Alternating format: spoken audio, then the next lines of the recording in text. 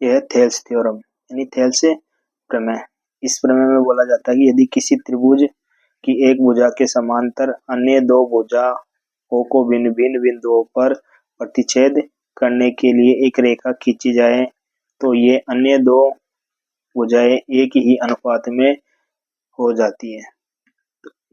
इस वाली थ्योरम में सबसे पहले लिखेंगे दिया हुआ। क्या दिया हुआ कि एक त्रिभुज ABC है जिसमें भुजा BC के समांतर खींची गई रेखा अन्य दो भुजाओं AB और AC को क्रमशः D और E पर काटती है, यानी कि ये वाली भुजा D और E बिंदु पर काटती है। कौन सी रेखा इस समांतर है? BC के समांतर है DE।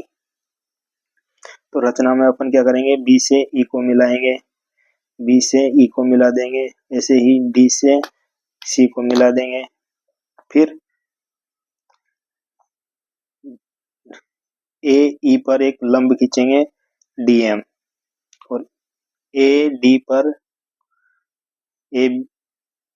AB रेखा पर पूरी रेखा पर लंब खींचेंगे। ध्यान रखना, A से E पर लंब खींचा है DM और A से B पर लंब खींचते हैं D वो EN।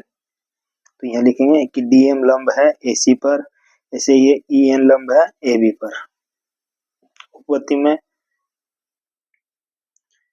उपपत्ति में ADE त्रिभुज का जो क्षेत्रफल है ये होता है 1/2 आधार इंटू ऊंचाई।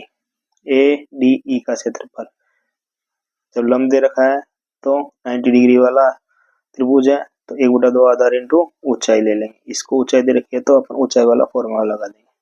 तो area of triangle ADE equal to 1/2 AD, इसको आधार मानेंगे तो EN आपका लंब या ऊंचाई हो जाएगा। इसी प्रकार BDE, नीचे वाला ले, एक बार ऊपर वाला एक बार नीचे वाला, तो 1/2 BD कौन सा, ये आधार हो जाएगा। लंब आपका वही रहेगा EN, क्योंकि इस पूरी भुजा पर A से B पर अपने लंब डाला है EN।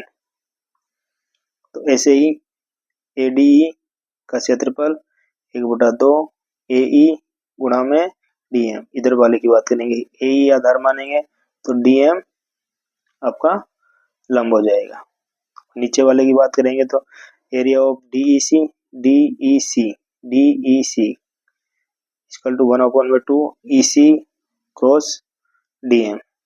तो अतः ADE बटे में area of BDE equal to हो जाएगा 1/2 DN इंटू EN अपॉन में 1/2 BD इंटू EN।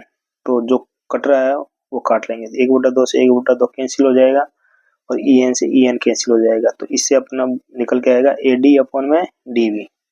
ऐसे ही जो अपन ने ये वाली मानी थी, इधर वाली त्रिभुज area of ADE area of DEC का 1/2 क्रॉस AE मल्टीप्लाई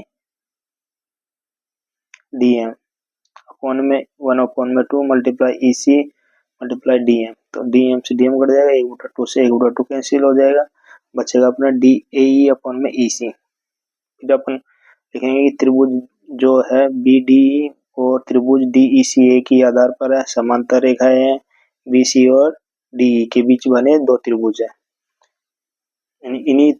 इसी समांतर रेखाओं के बीच में ये दोनों त्रिभुज बने हुए हैं।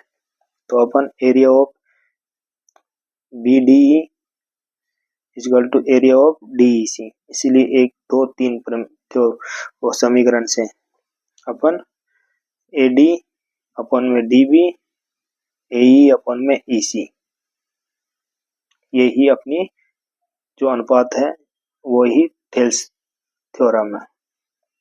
ठीक है, इससे संबंधित अपने एग्जाम में ज्यादातर सवाल भी पूछे जाते हैं। AD अपॉन में DB यानी इसका जो अनुपात होगा और DB का अनुपात होगा वो EC का अनुपात होगा AE अपॉन में EC। ऐसे ही जैसे अनुपात कैसे भी हो सकता है, जैसे AD अनुपात में AB दे रखा है तो AD अपॉन में AB दे रखा है, तो इसी क्रम में यानी इसी अनुपात के रूप में अपन इसको लिखेंगे AE अपॉन में AC।